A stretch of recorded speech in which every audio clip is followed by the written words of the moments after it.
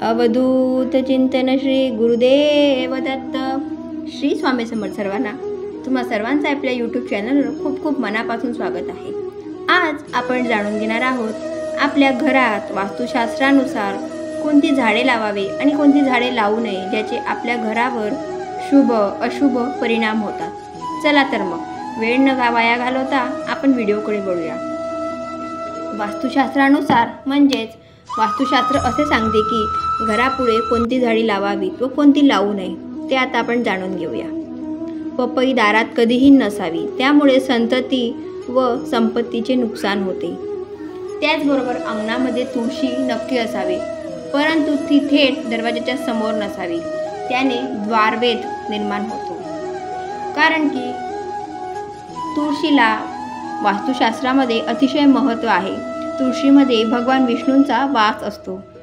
त्याचबरोबर घराच्या शेजारी काटेरी झाडे लावू नयेत. गृहकलह, अशांती, शत्रुभय निर्माण होते, परंतु गुलाब आणि कोरफड मात्र चालते.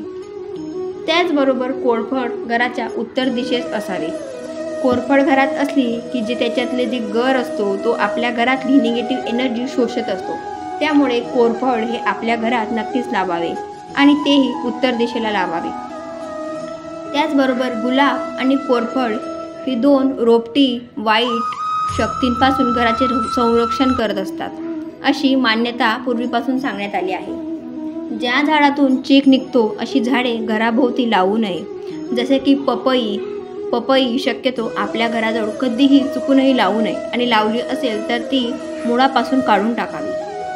त्याचबरोबर पिंपळाचे झाड शक्यतो घराजवळ नसावे. असेल तर ते घराच्या पश्चिमेला असणे फलदायी असते. आणि पिंपळाचे झाड जर आपल्या वास्तूमधून उगवत असेल तर ते देखील ठेवू नये. त्यामुळे आपल्या घरात त्याचा ज्या पद्धतीने तडा पडतो त्या पद्धतीने आपल्या घरात निगेटिव्ह एनर्जी, निगेटिव्ह गोष्टी घडत जातात. त्यामुळे पिंपळाचे झाड कधीही आपल्या वास्तूमध्ये चुकूनही लावू नये.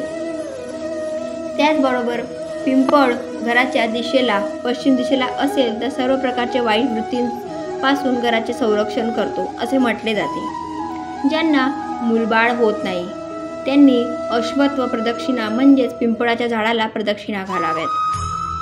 वास्तुशास्त्रामध्ये शमीचे रोपटे अत्यंत शुभ मानले जाते. शमीच्या रोपट्याची पूजा केल्याने आयुष्य आणि आरोग्य यांचं ऐश्वर्य वाढतं. मनातील इच्छा लवकरच पूर्ण होतात असे म्हटले जाते.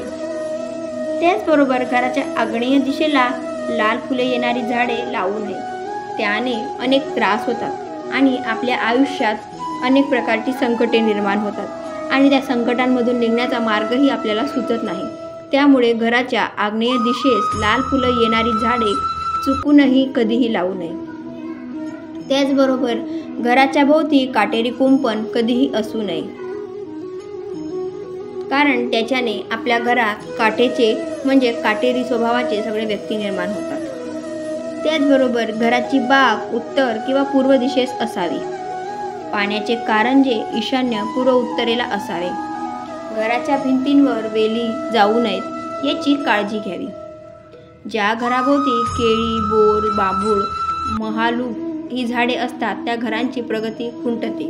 म्हणजेच कुठल्याही प्रकारचे पॉझिटिव्ह त्या घरात कधीही चुकूनही घडत नाही. त्यामुळे चुकूनही ही झाडे आपल्या घरापुढे असतील तर ती नाहीशी करावीत. घराभोवती कडुनिंब लावल्यास घरातील व्यक्तींचे आरोग्य चांगले राहते असे म्हणतात. वायू प्रदूषणापासून देखील त्याचा बचाव होतो आणि कडुनिंब ही अतिशय चांगले झाड मानले जाते. त्याचबरोबर घराच्या भोवती गुंजेचे झाड लावणे खूप शुभ मानले जाते. पारिजातकाचे झाड देखील लावणे अतिशय शुभ मानले जाते. त्यामुळे घरात सकारात्मक ऊर्जा म्हणजेच पॉझिटिव्ह एनर्जीचा प्रवेश होतो. आणि नागकेशरा, पांढरा चाफा आणि बेल ही झाडे दारापुढे अवश्य लावावी. या झाडांजवळ बसून साधना केली तर मन अगदीच प्रसन्न होते. घराच्या आवारात नारळाचे झाड लावणे अत्यंत शुभ मानले जाते. नारळाचे झाड लावण्यासाठी पश्चिम आणि दक्षिण या दिशा शुभ मानल्या जातात. त्याचबरोबर तुम्ही फणसाचे झाडसुद्धा घराजवळ लावू शकतात. ते लावायची इच्छा असेल तर घराच्या दक्षिणेला लावावे. कोणत्याही झाडाची घनदाट सावली पूर्व किंवा उत्तर बाजूने आपल्या घरावर पडू नये. हा दोष मानला जातो. त्याचबरोबर घराच्या भोवती लावण्यासाठी कोणती झाडे शुभ असतात? नारळ, बेल, हिरडा, देवदार, प्लक्ष, चंदन, अशोक, पुनाग, नागलता हे झाडं अत्यंत शुभ मानले जाते. त्याचबरोबर वास्तूमध्ये प्लांटमध्ये रुईचे अर्क झाड लावू नये, म्हणजे रुईचा कापूसचं झाड कधी लावू नये. प्लांटच्या एका दूर कोपऱ्यात जिथे कुणीही सहजासहजी जाऊ शकणार नाही तिथे तुम्ही इच्छा असेल तर लावू शकता. कधीकधी अविवाहित तरुण मनुष्याचा मृत्यू झाल्यास त्याच्या रुईच्या झाडाबरोबर लग्न लावतात. याला अर्कविवाह असे म्हणतात. त्यानंतर तरुणाचा दहन संस्कार होतो. त्यामुळे हिंदू धर्मशास्त्रात रुईचे झाड वास्तू शेजारी असणे हा अतिशय मोठा दोष मानला जातो. अशोक वृक्ष घराच्या उत्तरेला असल्यास मालकांचे व पैसा पाण्याची स्थिती चांगली राहते. दुःख त्रास अगदीच नाहीसा होतो. त्याचबरोबर घरात बेलफळ आणून ठेवावे. 1-2 आठवड्यांनी ते बदलावे. त्यांनी पूजा अर्चा करण्याची गरज नाही. घरात सुख आणि समृद्धी नांदते जर ते आपल्या वास्तूमध्ये असेल तर.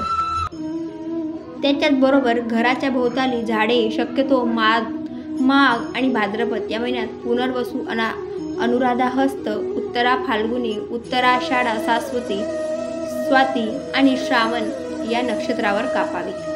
अशा कुठल्याही नक्षत्रावर झाडांची कापणी करू नये. आंबा, सागवान, नारळ अशी उंच वाढणारी झाडे शेताच्या पश्चिम आणि दक्षिण भागात लावावी. त्याच्याने आपल्याला खूप फायदा होतो.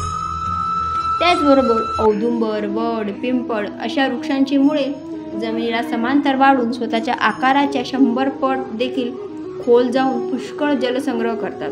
म्हणून या वृक्षांच्या शेजारी विहीर खणावी. हमखास पाणी लागते. त्याचबरोबर घरात सतत उजेड असावा. त्यामुळे वाईट शक्ती घरात प्रवेश करू नये. संध्याकाळी किंवा रात्री बाहेर जाताना घरात पूर्ण अंधार कधीही करू नये. त्यामुळे आपल्या घरात वाईट शक्तींचा प्रभाव येत नाही. जर आपण अंधार करून गेलो तर वाईट शक्तींचा प्रभाव निर्माण होतो. त्यामुळे कधीही अंधार करून आपण बाहेर जाऊ नये. अशाच प्रकारची नवीन व्हिडिओ बघण्यासाठी आपल्या चॅनलला असेच कनेक्ट राहा. आणि व्हिडिओ आवडला असणार तर चॅनलला लाईक करा, शेअर करा आणि सबस्क्राईब करा. चला तर मग सर्वांनी काळजी घ्या आपली. बाय. श्री स्वामी समर्थ.